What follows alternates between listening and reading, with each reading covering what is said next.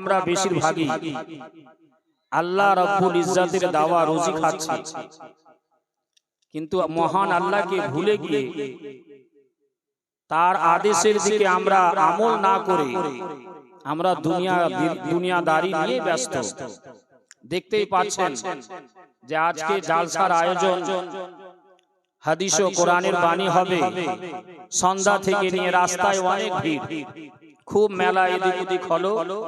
এবং আসল যেটা জিনিস, যে জালসা, যেখানে কোরআন ও হাদিসের বাণী বয়ান করা হবে, শোনা হবে, সে আসল জিনিসের লোক নাই। তো দেখতেই পাচ্ছেন আমরা আল্লাহর দাওয়া রুজি খাচ্ছি। আল্লাহর কত আমাদের প্রতি দয়াবান, কত অসংখ্য অগণিত রহমত আমাদের প্রতি অবতীর্ণ করছেন। আর আজ আমরা আল্লাহকে ভুলে গিয়ে দুনিয়াদারি নিয়ে, ধন দৌলত নিয়ে ব্যস্ত। ওই জন্য শায়ের বলছেন, মাটির আদম রে খোদাকে কেউ ভুলে যেও না, খোদাকে কেউ ভুলে যেও না, মাটির আদম রে খোদাকে কেউ ভুলে যেও না। মাটি হতে সৃষ্টি জাহান, আমরা সকলে কি থেকে সৃষ্টি? সেই মাটি থেকে।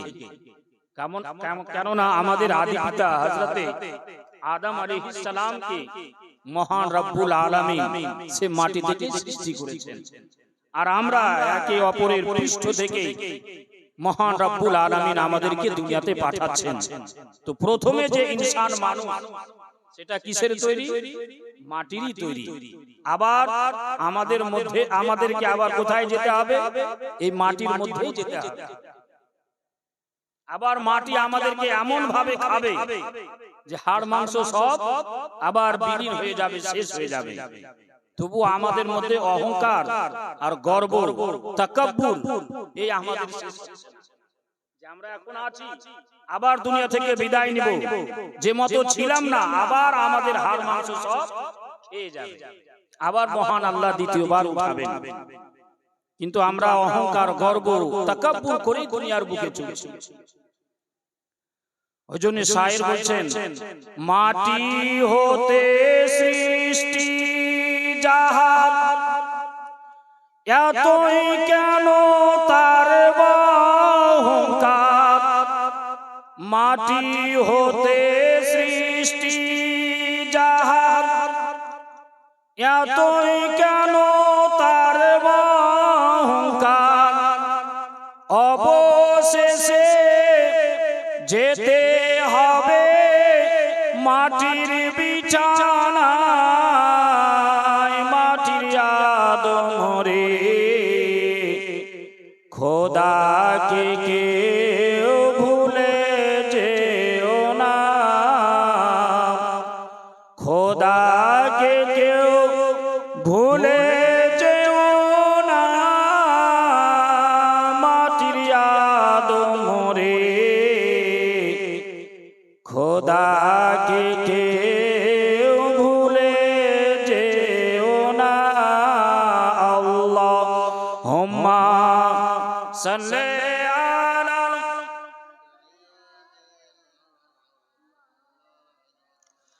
মুহাম্মাদ ওয়া আলা আলি সাইয়্যিদিনা মাওলানা মুহাম্মদ সাল্লাল্লাহু আলা নবিয়্যিল উম্মি ওয়া আলিহি সাল্লাল্লাহু তাআলা আলাইহি ওয়াসাল্লাম। মুআজ্জাজ শামিন হযরত, শ্রদ্ধেয় সুসম্মানিত শ্রোতাবৃন্দ, আজকে আমি আপনাদের সম্মুখে পবিত্র কোরআন মাজিদ হইতে যে আয়াতে কারিমা তিলাওয়াত করার সৌভাগ্য অর্জন করেছি, যে আয়াতে কারিমা মহান রব্বুল আলামিন কি বলছেন নিজের বান্দা বান্দীদেরকে, যে কি ভয় দেখিয়েছেন সেই পবিত্র কোরআন মাজিদে। এই আয়াতের ব্যাপারে যদি কোনো মুসলমান মুমিন এই আয়াতের মর্ম এবং ব্যাখ্যা যদি বুঝে, তার অন্তরে যদি গাঁথে, তাহলে দুনিয়ার কোনো লোভ লালসাই তার অন্তরে থাকবে না। সে বেশিরভাগটাই চিন্তায় এবং কেঁদে আল্লাহর ইবাদতে সে দিনটাকে পার করবে। সে আয়াতে কারিমা আমি আপনাদের সম্মুখে তেলাওয়াত করার সৌভাগ্য অর্জন করেছি। 16 পারা সূরা মারইয়াম আয়াত নম্বর 71। এই আয়াতে আল্লাহ বলছেন, ওয়া ইম মিনকুম ইল্লা ওয়ারিদুহা, तुम में से कोई ऐसा नहीं कि जिसको दोज़ख पर गुजरना ना पड़े। তোমাদের মধ্যে এমন কেউই নাই যে তাকে জাহান্নামের উপর দিয়ে যেতে হবে না। এই আয়াতে মহান আল্লাহ কি বলছেন, যে দুনিয়ার বুকে যত বান্দা রয়েছে, যত মানবজাত মানুষ রয়েছে, সবাইকে মহান আল্লাহ বলছেন, ওয়া ইম মিনকুম ইল্লা ওয়ারিদুহা,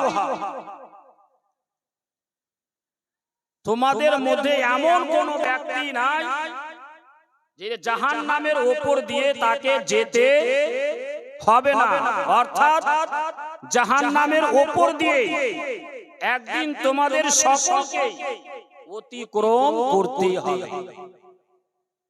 এবং জাহান্নামের উপর দিয়ে যে রাস্তা অতিক্রম করতে হবে, সেই রাস্তাটাকে আমরা অনেকেই কিতাবে পড়েছি এবং শুনেছি। সেই রাস্তাটাকে বলা হয় পুলসিরাতের রাস্তা।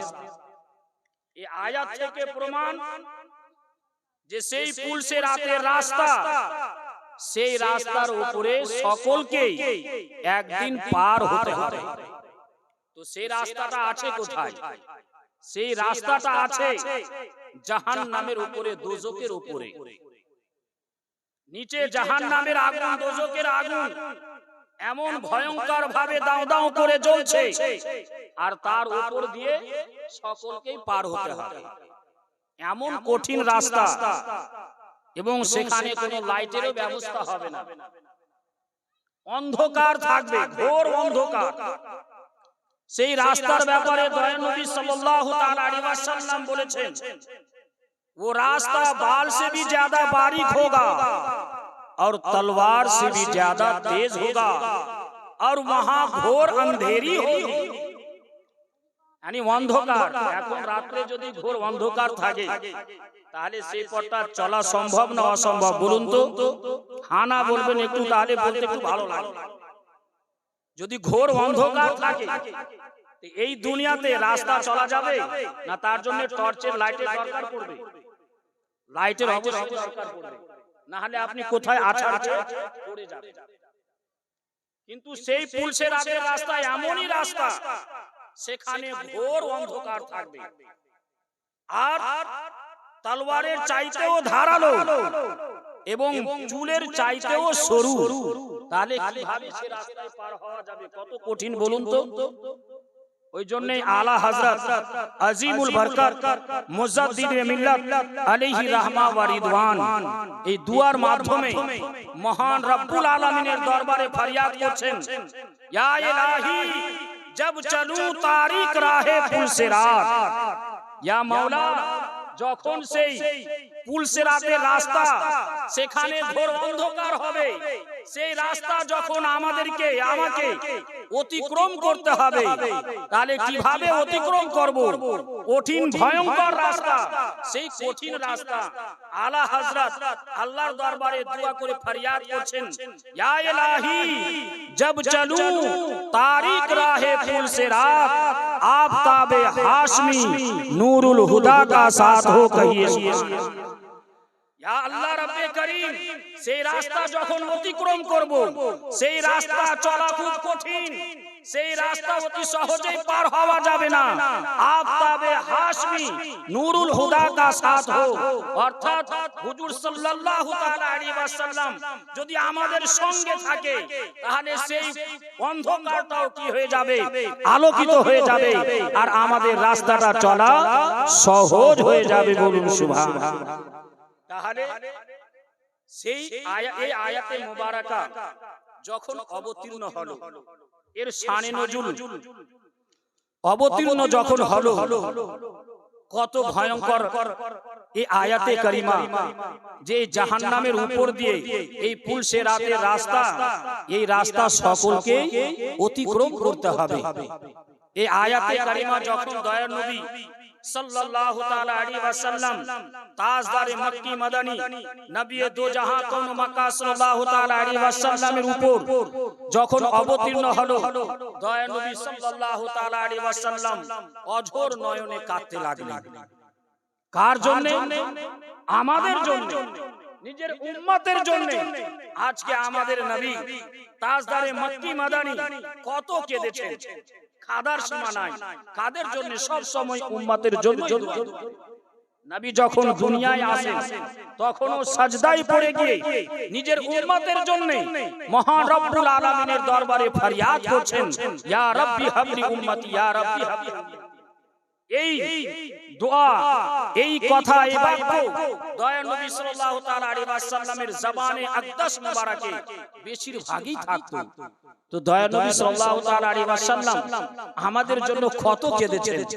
আজ আমরা মুসলমান, সেই নবীর আমরা উম্মত, আর আমরা সেই নবীর মহব্বতে কাদা তো দূরের কথা, তার আদর্শতে আদর্শিত হতে পারি না, তিনার কথা মোতাবেক আজ আমরা চলতে পারি না।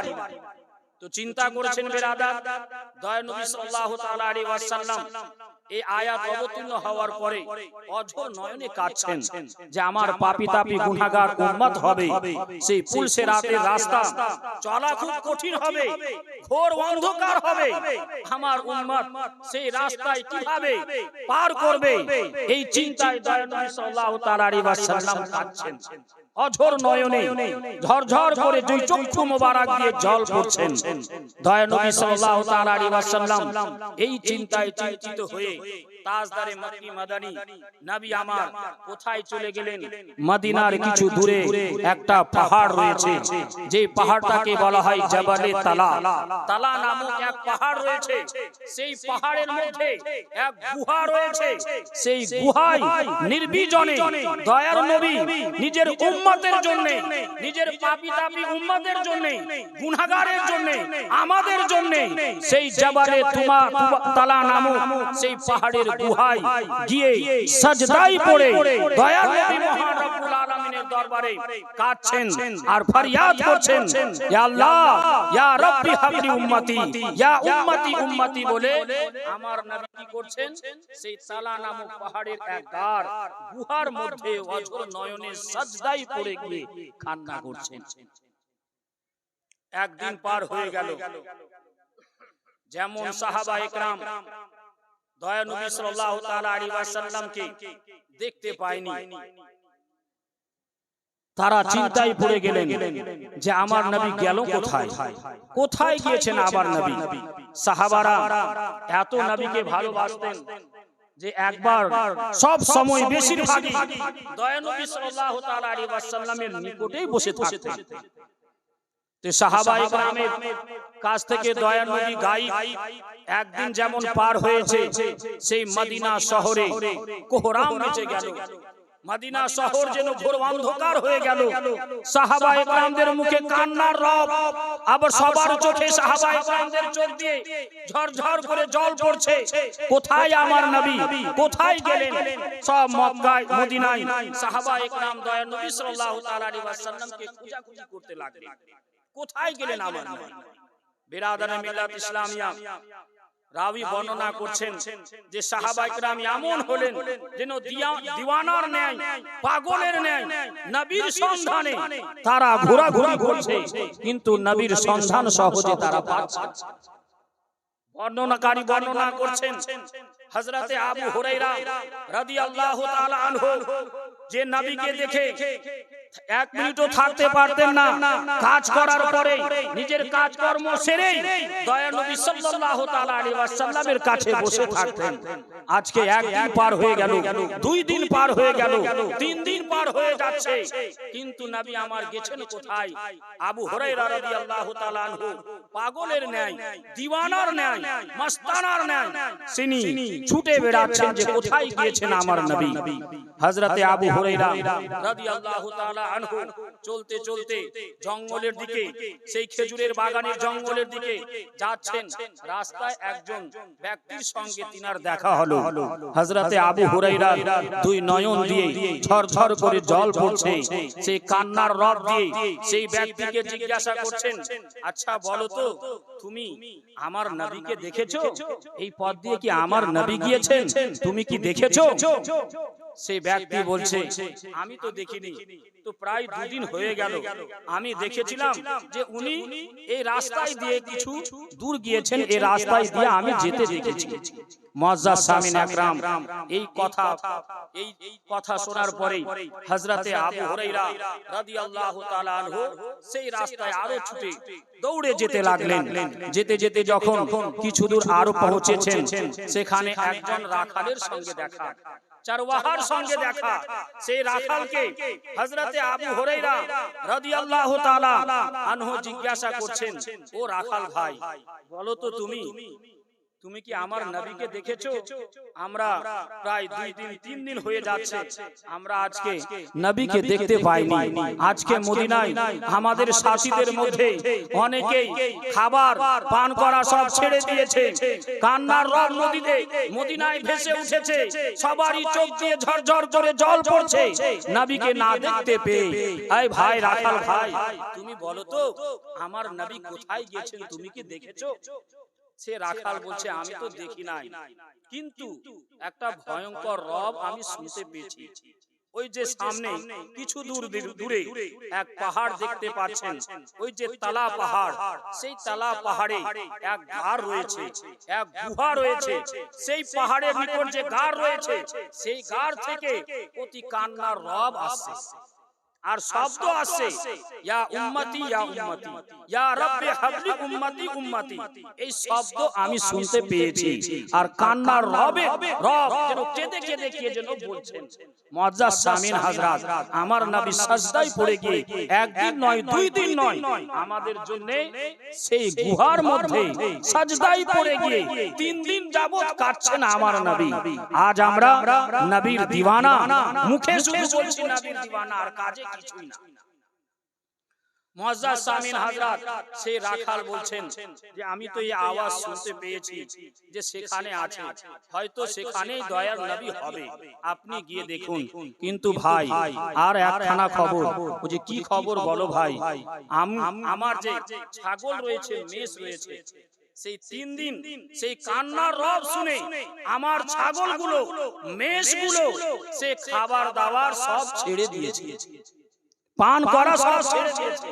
চিন্তা করুন, জানোয়ার যেটা ছাগল, মেষ, তারা নবীকে চিনতে পেরেছে, তারা নবীর কান্না শুনে নিজের খাবার ছেড়ে দিয়েছে, তারা পান করা সব ছেড়ে দিয়েছে। আমি অবাক হয়ে গেছি ভাই, যে কেন তারা খাচ্ছে না। আমি খাবার জায়গায় যেখানে অনেক ঘাস খাওয়ার জিনিস রয়েছে সেখানে নিয়ে যাচ্ছি, কিন্তু 3 দিন ধরে আমার কোনো ছাগলই কোনো খাবার খায় না, না পানিও পান করে না। তারা ছুটে ছুটে সেই গাড়ির কাছে আসে, আবার চলে যায়, যেন তারাও যেন জীর্ণ শীর্ণ হয়ে গেছে, কমজোর হয়ে গেছে। আমিও চিন্তা করছি, আমিও ভাবছি যে কি হয়ে গেছে, কারণ কি। তো বিরাদর মিল্লাত ইসলামিয়া, এই বক্তা চলে আসলেন, নারায়ে তাকবীর।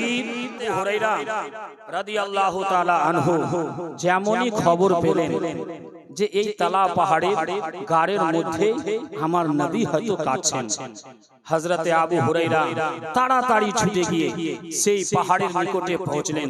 যেমনই পৌঁছেছেন দেখছেন সেই কান্নার রব। এই রব তো আমার নবী ছাড়া এই মতো তো কেউই কাঁদে না। এই মতো মুখে রব্বে হাবলি উম্মতি ইয়া উম্মতি ইয়া উম্মতি বলে সেই গুহার মধ্যে আমার নবী কাঁদছেন। বিরাদার সেই গাড়ির মুখে পৌঁছে গিয়ে হযরতে আবু হুরায়রা রাদিয়াল্লাহু তাআলা আনহু সেখানে কোর জড়ে দাঁড়িয়ে গিয়ে বলছেন, ইয়া রাসূলুল্লাহ ইয়া হাবিবাল্লাহ, মক্কায় মদিনায় কোহরাম মেচে গিয়েছে, সবার কান্নার রব ছড়িয়ে গিয়েছে মদিনায়, যে সবাই খাবার দাবার সব সাহাবা ইকরাম ছেড়ে দিয়েছে। ইয়া রাসূলুল্লাহ ইয়া হাবিবাল্লাহ, আপনাকে না দেখতে পেয়ে মদিনায় কান্নার রব সব ছড়িয়ে গিয়েছে, সাহাবারা কাঁদতে কাঁদতে খাবার দাবার সব ছেড়ে দিয়েছে। আপনার প্রাণের নওয়াসা হযরতে হাসান ও হুসাইন তারাও খাবার দাবার ছেড়ে দিয়েছে। ইয়া রাসূলুল্লাহ ইয়া হাবিবাল্লাহ, আপনি সাজদা থেকে মাথা তুলুন আর মদিনা শরীফ নিজের হুজরা মুবারকে চলুন। মুআজ্জাজ সামিন হযরত হযরতে আবু হুরায়রা রাদিয়াল্লাহু তাআলা আনহু বহু কাকুতি মিনতি করলেন, কিন্তু দয়ার নবী সাল্লাল্লাহু তাআলা আলাইহি ওয়াসাল্লাম উম্মতের জন্য সাজদায় পড়ে গিয়ে সেই গারে কাঁদছেন আর ফরিয়াদ করছেন মহান রব্বুল আলামিনের দরবারে। বিরাদার হযরতে আবু হুরায়রা যে তিনি চিন্তা করছেন আমার কথা হয়তো নবী আমার একসেপ্ট করলেন না, আমি তাড়াতাড়ি হযরতে আবু হুরায়রা ছুটে গিয়ে মদিনায় পৌঁছে গিয়ে সমস্ত সাহাবা ইকরামের নিকটে এলান করে দিলেন যে আমি নবীর খবর পেয়ে গেছি, এই তালা নামক পাহাড় রয়েছে, সেই পাহাড়ের এক দ্বার গুহা রয়েছে, সেই গুহার মধ্যে আমার নবী উম্মতি উম্মতি বলে কাঁদছে। যেমনই সাহাবা ইকরাম সব খবর পেয়েছে, সমস্ত সাহাবা ইকরাম হযরতে আবু বকর সিদ্দিক, হযরতে উমর ফারুক রাদিয়াল্লাহু তাআলা আনহু, হযরতে ওসমান গনি, হযরতে মাওলা আলী আরো সাহাবা ইকরাম সবাই ছুটে পড়লেন সেখানে গিয়ে সবাই আরজ করছেন, ইয়া রাসূলুল্লাহ ইয়া হাবিবাল্লাহ, আপনাকে না দেখতে পেয়ে সকলেই কাঁদছে। ইয়া রাসূলুল্লাহ, আপনি সাজদা থেকে মাথা তুলুন আর চলুন নিজের হুজরা মুবারকে চলুন ইয়া রাসূলুল্লাহ। কিন্তু দয়ার নবী সাল্লাল্লাহু তাআলা আলাইহি ওয়াসাল্লাম কারো কথা শুনলেন না, সাজদায় পড়ে গিয়ে রব্বে হাবলি উম্মতি উম্মতি বলে তিনি কাঁদছেন। সেই সাহাবা ইকরামদের মধ্যে হযরতে সালমান ফারসি রাদিয়াল্লাহু তাআলা আনহু ছিলেন। তিনি বলতে লাগলেন যে আমি প্রায়ই দেখেছি, বেশিরভাগই দেখেছি, যখন আমার নবী চিন্তায় চিন্তিত হয়ে যেতেন, কখনো গমগীন হয়ে যেতেন, কখনো অন্যমনস্ক হয়ে যেতেন, তো আমার নবী কি করতেন? হযরতে ফাতেমাতুজ জোহরা রাদিয়াল্লাহু তাআলা আনহা নিজের লাগতে জিগার কলেজার টুকরা নিজের বেটির কাছে যেতেন আর নিজের বেটিকে যেমনই দেখতেন তো আমার নবী সাল্লাল্লাহু তাআলা আলাইহি ওয়াসাল্লাম সমস্ত গম চিন্তাকে যেন ভুলে যেতেন। বলুন সুবহানাল্লাহ।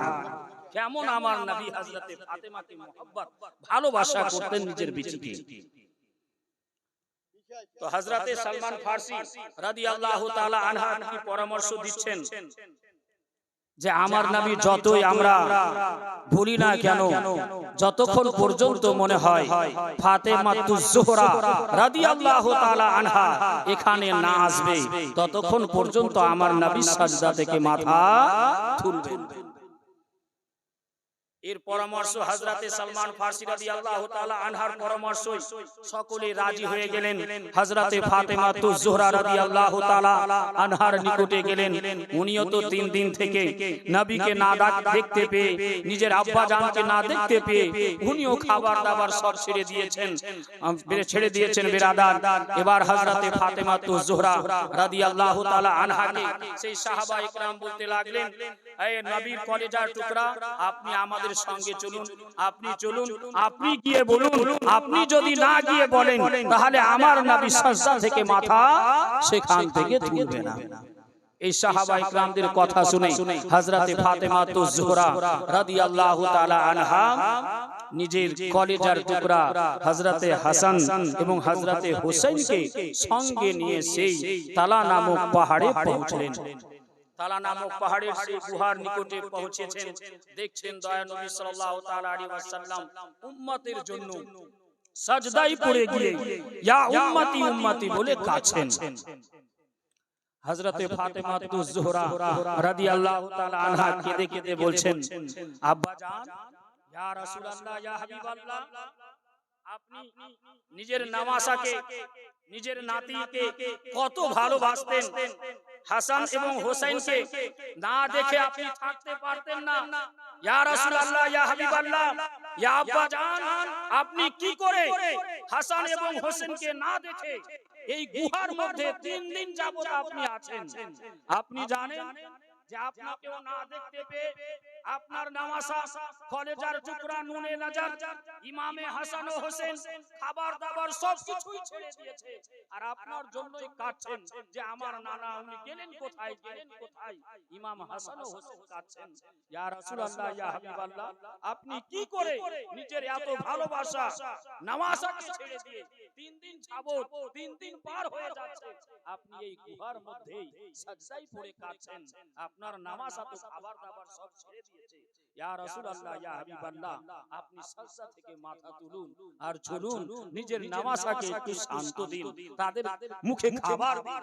মুআজ্জাজ সামিন হযরত, তবুও এই কথা শোনার পরেও দয়ার নবী সাল্লাল্লাহু তাআলা আলাইহি ওয়াসাল্লাম সাজদা থেকে মাথা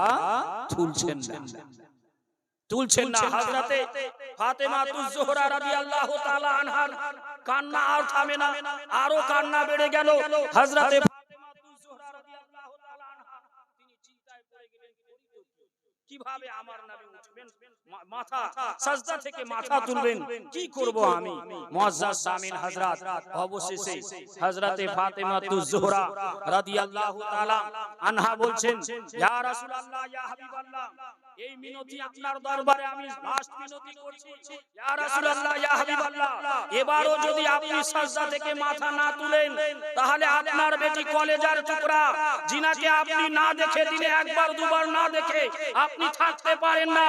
আপনার কলেজার টুকরা বেটি ফাতেমা, আপনার লাগতে জিগার যদি সাজদায় পড়ে যায়, তো সাজদায় পড়েই থাকবে, কিয়ামত পর্যন্ত সাজদা থেকে মাথা তুলবে না।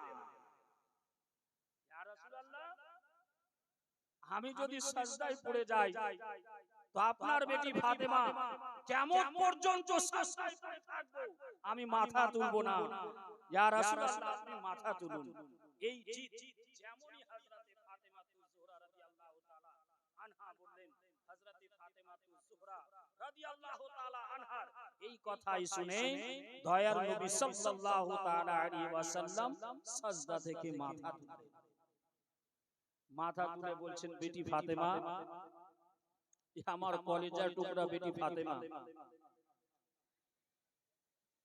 তুমি যদি এই মতো জিদ না করতে বেটি, যে আয়াতে কারিমা আমার প্রতি যে অবতীর্ণ হয়েছে, যে ওয়াইম মিনকুম ইল্লা ওয়ারিদুহা, তোমাদের মধ্যে, আমার উম্মতের মধ্যে এমনই কেউ হবে না যে সেই জাহান্নামের উপর যেটা রাস্তা, যাকে আমরা পুল সিরাত জানি, সেই রাস্তা সকলকে অতিক্রম করতে হবে।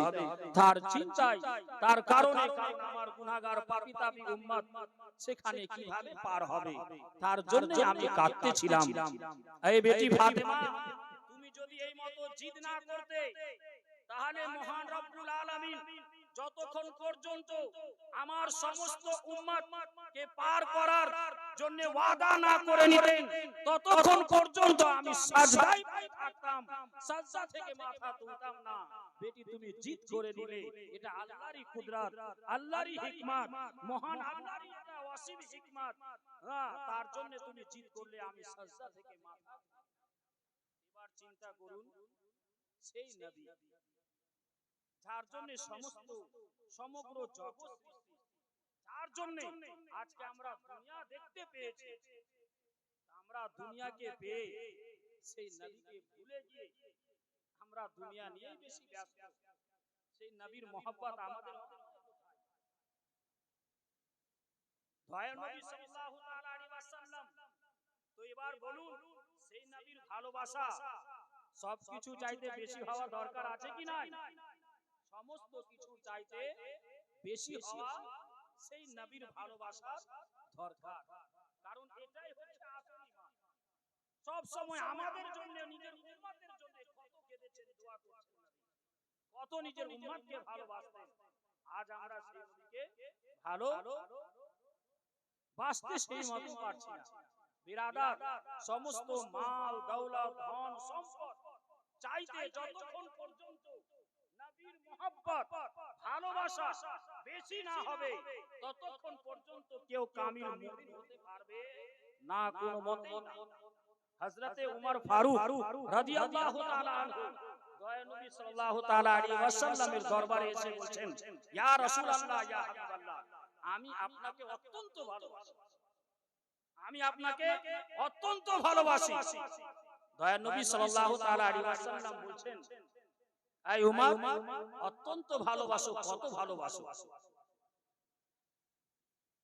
তো হযরতে উমর ফারুক রাদিয়াল্লাহু তাআলা আনহু বলছেন, ইয়া রাসূলুল্লাহ, ইয়া হাবিবাল্লাহ, আমি নিজের জানটাকে বাদ দিয়ে, নিজের জানটাকে বাদ দিয়ে তার সমস্ত কিছু চাইতে আপনাকে বেশি ভালোবাসি। বলুন সুবহানাল্লাহ।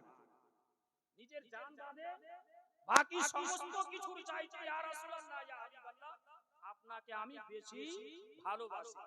দয়ার নবী সাল্লাল্লাহু তাআলা আলাইহি ওয়াসাল্লাম বলছেন, ইয়া উমর, মা আকমালতা লাকাল ঈমান। বলুন সুবহানাল্লাহ। মা আকমালতা লাকাল ঈমান। এই উমর, अभी भी तेरा ईमान पूरा मुकम्मल नहीं हुआ। এই উমর, এখনো তোমার ঈমান পরিপূর্ণ হয়নি।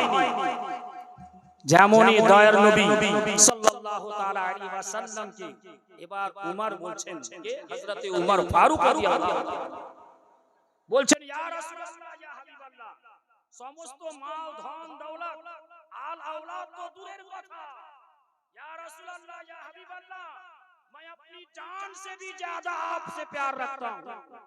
ইয়া রাসূলুল্লাহ, আমি নিজের জান চাইতেও আপনাকে বেশি ভালোবাসি। তারপরে দয়ার নবী সাল্লাল্লাহু তাআলা আলাইহি ওয়াসাল্লাম বলছেন, মা আকমালতা লাকাল ঈমান, আকমালতা লাকাল ঈমান। ऐ उमर, अभी तेरा ईमान मुकम्मल हुआ। उमर फारूकेर ईमान কখন মুকম্মল হলো? কখন পরিপূর্ণ হলো? ঈমানে পরিপূর্ণতা কখন আসলো? হাদিসের প্রতি লক্ষ্য করুন আর বুঝুন, কখন পরিপূর্ণতা উমর ফারুক যে সাহাবী রাসূল তার ঈমান কখন পরিপূর্ণতা হলো? যখন হযরতে উমর ফারুক রাদিয়াল্লাহু তাআলা আনহু বললেন যে আমি নিজের জান তখন তার ঈমান পূর্ণতা। এবার চিন্তা করুন, সেই যে ব্যক্তি আমার নবীর ব্যাপারে কোনো কটু কথা বলবে, অসম্মানিত কথা বলবে, নবীর মানহীনতা কথা বলবে, তাহলে সেই ব্যক্তির সঙ্গে ভালোবাসা রাখা চলবে? সেই ব্যক্তিকে ভালোবাসা চলবে, ভালো বলা চলবে? কোনোদিনই চলবে না। কেউ আমার নবীকে নিরক্ষর বলছে, ইউটিউবে শুনেন কিছু কিছু বক্তা আছে, কিছু ধরনের বক্তা নবীকে নিরক্ষর বলছে, আর ওই ধরনের বক্তার কিছু আমাদের ফেশনওয়ালা লোক তাদের বক্তব্য শুনেছেন হয়তো, অনেকেই নাম তাকে বড় আলিম বলে অনেকে বলে, তো ওই ধরনের লোকই বলে। এই যে মিজান আজহারি, নাম বলতে কোনো ডর নেই, কারণ ইউটিউবে তার ভাষণ একদম জাহির ও বাহির হয়েছে। সে নবীকে কি বলেছে? নিরক্ষর বলেছে। তাহলে তার চেহারা দেখা জায়েজ হবে? বক্তব্য তো শোনার দূরের কথা।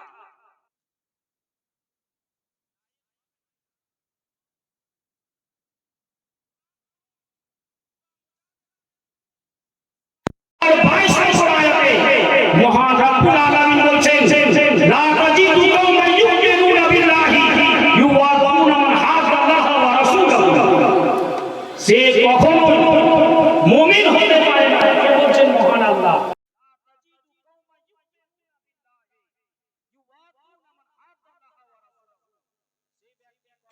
হতে পারে না যে ব্যক্তি নবীর মুস্তাকিমের সঙ্গে ভালোবাসা রাখবে, তাদেরকে ভালো বলবে, সে কোনদিন মুমিন হতে পারে না। সেই আয়াতে মহান আল্লাহ বলছেন, ওয়ালাউ কানা আবাউহুম, যদিও তোমাদের বাপ চাইতে আর বড় কে আছে? বাপ চাইতে আর বড় কেউ আছে? আল্লাহ বলছেন, মহান আল্লাহ সূরা মুজাদিলার মধ্যে সেই 22 নম্বর আয়াতে বলছেন, ওয়ালাউ কানা আবাউহুম, যদি তোমাদের তোমার বাপ নবীর গুস্তাখি করে, নবীর অসম্মান করে, এবং নবীর যারা অসম্মান করে তাদের সঙ্গে ভালোবাসা রাখে। তোমার বাপ যদি ভালোবাসা রাখে তো মহান আল্লাহ বলছেন তাকে বাপ। এর চাইতে আর বড় কি দলিল? পবিত্র কোরআন চাইতে আর বড় দলিল আছে?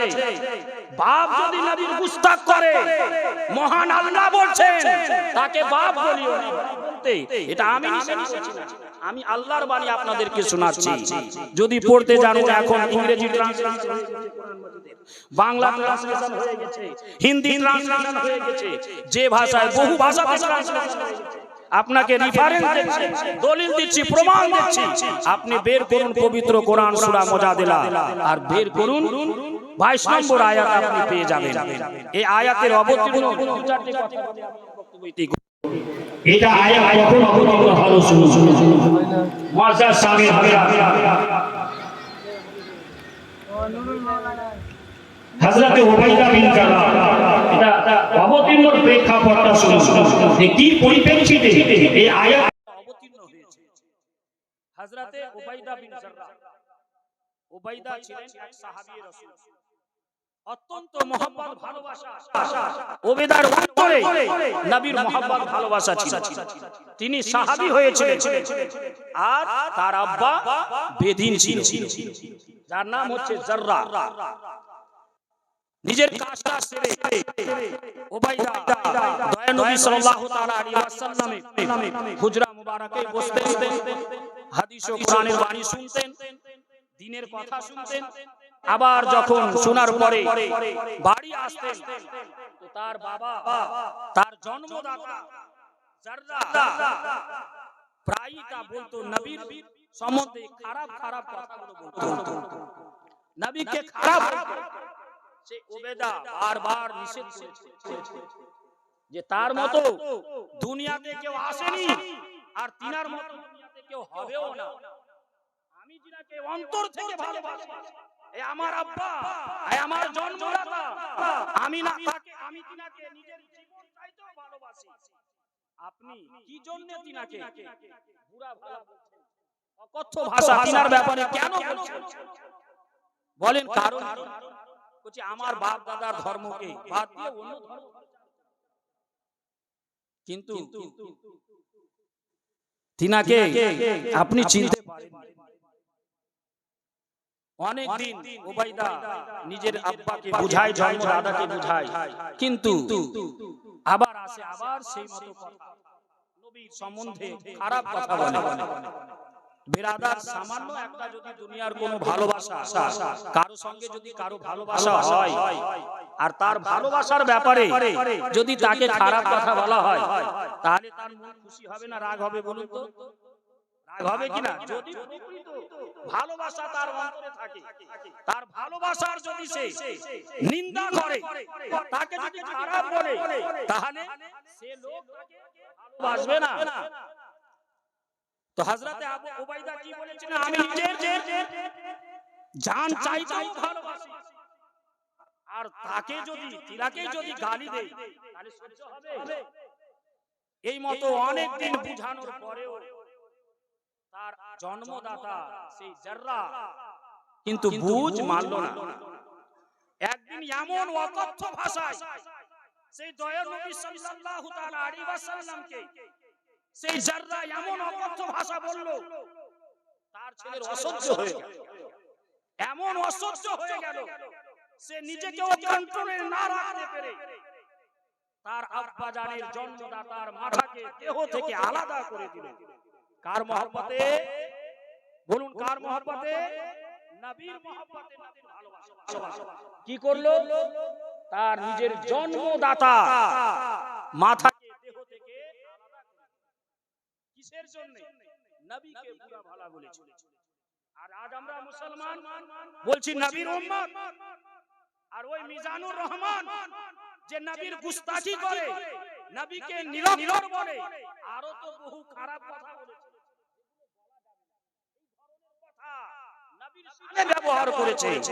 আর আজকে আমরা তার চেহারা দেখছি, তার বক্তব্য, আর বলছি আমরাও নবীর উম্মত থেকে তো আপনি ছেড়ে যাবেন। নবীর উম্মতকে যদি ছেড়ে যান তো দেখুন উবাইদা বিন জাররাহ, এটা মামুলি কথা নয়। রুহুল তাফসিরে রুহুল বায়ানে এই আয়াতের ব্যাখ্যায় বর্ণনা করা হয়েছে। এই উবাইদা কি করলেন দেখুন, নবীর মহব্বত, নবীর ভালোবাসাতে যে আমার নবীকে এমন অকথ্য কথা বলল যে তার সহ্য হলো না। তার আব্বার জন্মদাতার মাথাকে দেহ থেকে আলাদা করে নিয়ে তবুও তার আমি সিঙ্গেল দিলাম কি করেছে, সে মাথার চুলকে ধরে নিয়ে, মাথার চুলকে ধরে নিয়ে সেই মুন্ডুটাকে এভাবে ধরে নিয়ে দয়াল সাল্লাল্লাহু তাআলা আলাইহি ওয়াসাল্লামের নিকটে পৌঁছে গেলেন। দয়া নবী সাল্লাল্লাহু তাআলা আলাইহি ওয়াসাল্লাম বলছেন, উবাইদা ব্যাপার কি, কারণ কি?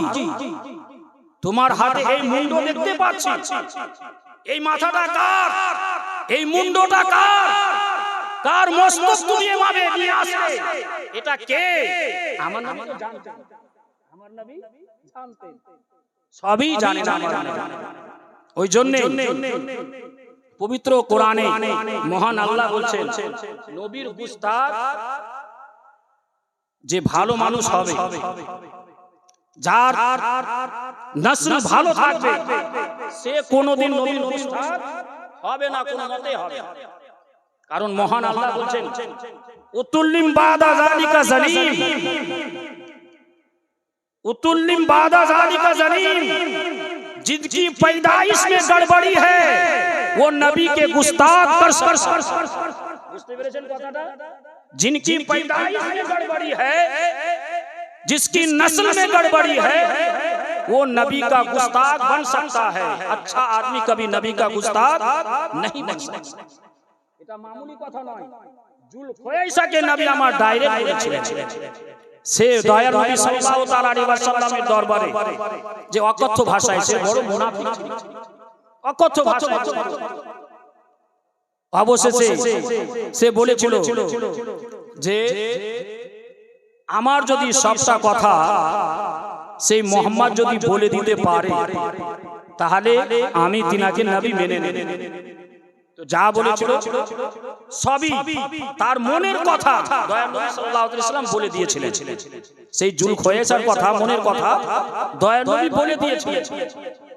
আর একটা কথা নবী আমার বলেছিলেন, কিন্তু সেটা প্রমাণ নিতে গেলে মা ছাড়া কেউ বলতে পারবে না, মা ছাড়া সে প্রমাণ দিতে পারবে না। এমন কথা নবী আমার বলছেন कि तू जारोज औलाद है, तू अपने बाप का हलाली औलाद नहीं। जब बाप का हलाली औलाद नहीं तो ये কথাটা প্রমাণ করার জন্য সেটা তো আমি কিভাবে বলবো, বাকিগুলো যে নবী আমার বলেছিলেন তার মধ্যেই ছিল, তখন সেটা মেনে নিল যে হ্যাঁ এগুলো সবই সত্য। কিন্তু এই কথাটা প্রমাণ নিতে গেলে এর সত্য প্রমাণ মা ছাড়া কেউ দিতে পারবে না। তখন সে মায়ের কাছে গিয়েছিল, যেমনই গিয়ে বলল তো তার মা তখন অবশেষে বলল যে আমাদের বহু সম্পত্তি, জায়গা, ধন দৌলত অনেক, কিন্তু তোমার বাবা যে ছিল সে তোমার বাবা অকেজো হয়ে গিয়েছিল, অপুরুষ হয়ে গিয়েছিল, আওলাদ করার মতো তার শক্তি ছিল না। আমি চিন্তা করলাম যে এত ধন দৌলত, জমি জায়গা এত আছে, যদি কোনো সন্তানই না থাকে আমাদের তাহলে কে খাবে, এই একটা মনে আমার চিন্তা। কিন্তু আমার স্বামী তো অকেজো হয়ে গিয়েছে, তাতে কোনো আওলাদ হবে না, এই চিন্তাই করে চিন্তাধারা মনে যেমনই আসলো, তখন আমি এক রাখালের সঙ্গে সেই কুকর্মটা করে ফেলেছি। এক রাখালের সঙ্গে সেই কুকর্মটা করে ফেলেছিলাম। আর সেই জেনা করার কারণে সেই কুকর্মতে তুমি জন্মিয়েছো। সেটা হচ্ছে কে বললেন? আমার নবী বললেন। তো আমার নবীর গায়েবের সংবাদদাতা হলো কিনা, কে কিভাবে জন্ম নিচ্ছে, হালাল না হারাম, সেটাও আমার নবী বলে দিলেন।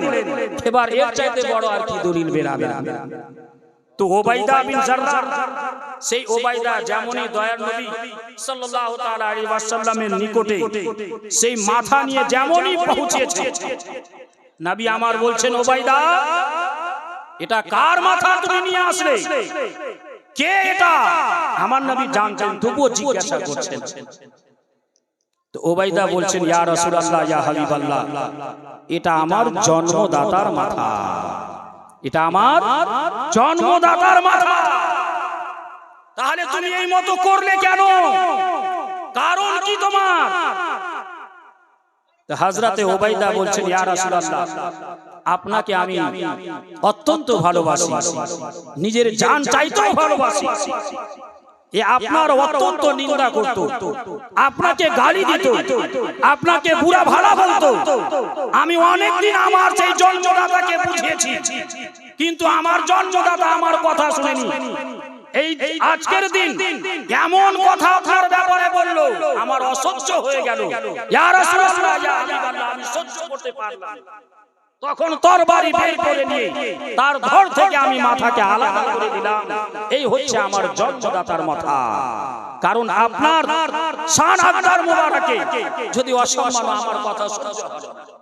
এই কথা যেমনই বলছেন মহান আল্লাহ রাব্বুল ইজ্জত, খালিকে আরদ ও সামা জাল্লা জালালুহু হযরতে জিবরিলকে এই আয়াতে মুবারাকা নিয়ে পাঠিয়ে দিলেন। সেই সূরা মুজাদিলার আয়াত, লা তাজিদু কওমান ইউমিনুনা বিল্লাহি ইউওয়াদুনা মান হাদাল্লাহ ওয়া রাসূলুহু ওয়ালাউ কানা আবা। যদি তোমাদের বাপ হয় আর সে যদি নবীর গুস্তাখি করে, নবীর অসম্মানী করে, নবীকে অকথ্য ভাষা বলে, যেটা বলা যাবে না সেই ধরনের বলে, মহান আল্লাহ বলেন তাকে তুমি বাপ বলিও না। এবার চিন্তা করুন, সামান্য একটা ইংরেজি বা অন্য ভাষা শুনে তার দিকে মুগ্ধ হয়ে যাচ্ছে। তো বিরাদার, নবীর মোহাম্মদ, নবীর ভালোবাসা সবচাইতে বেশি যদি না হয়, তাহলে সে কোনোদিন মুমিন হতে পারে না। এটা তো কোরআন শরীফের বহু আয়াতে প্রমাণ। আর একখানা রেফারেন্স রয়েছে সূরা তাওবার 24 নম্বর আয়াত দেখে নেবেন। সূরা তাওবার 24 নম্বর আয়াতে বলেছেন আল্লাহ, মানুষ কি ভালোবাসে বেশি? বাড়িকে ভালোবাসে, নিজের ব্যবসাকে ভালোবাসে, নিজের পিতামাতাকে ভালোবাসে, এই সমস্ত কিছু চাইতে যদি নবীর ভালোবাসা না হয়, তাহলে সে যেন অপেক্ষা করে সেই মহান আল্লাহর যেটা আযাব, সেই আযাব যেন অপেক্ষা করে। এটা বেরাদার সূরা তাওবার 24 নম্বরে আয়াতে মহান আল্লাহ বলছেন। তো বেরাদার, বুঝা গেল যে নবীর মহব্বত, নবীর ভালোবাসা, যে নবীকে পেয়ে আমরা সব কিছুই পেয়েছি, সব চাইতে বেশি ভালোবাসতে হবে। এক মুত্তাফিক আলাইহি হাদিস বলে আমি আপনার বক্তব্য ইতি করব। যে মতো দয়ার নবী সাল্লাল্লাহু তাআলা আলাইহি ওয়াসাল্লাম বলেছেন, লা ইউমিনু আহাদুকুম হাত্তা ইয়াকুনা আহাব্বা ইলাইহি মিন ওয়ালিদিহি ওয়া ওয়ালাদিহি ওয়ান নাস। दया नबी बोलते ला युमिनु अहादुकुम, तुम में से कोई मोमिन नहीं हो सकता है, তোমাদের মধ্যে কেউ কামিল মুমিন হতে পারে না, হাত্তা ইয়াকুনা আহাব্বা ইলাইহি, যতক্ষণ পর্যন্ত তার মহব্বত আমার মিন ওয়ালাদিহি ওয়া ওয়ালিদিহি ওয়ান নাস আজমাইন, নিজের আল আওলাদ চাইতে, নিজের পিতামাতা চাইতে, সমস্ত কিছু চাইতে, যতক্ষণ পর্যন্ত আমার ভালোবাসা বেশি না হয়েছে, ততক্ষণ পর্যন্ত সে কামিল মুমিন হতে পারে না। তো বেরাদার, নবীর মোহাব্বত, ভালোবাসা নিয়েই জিন্দেগিটা পার করবেন, তাহলে পরকাল তা মঙ্গল হবে। এখান থেকে আমি আমার বক্তব্য ইতি করলাম, যা কিছু বায়ানাত করলাম শুনলেন, তো শোনার পরে আমল করবেন। कारण जिंदगी सुनने और पढ़ने से नहीं बनती है, बल्कि सुनने और पढ़ने के बाद अमल करने से बनती है। अवश्य আমল করবেন শোনার পরে।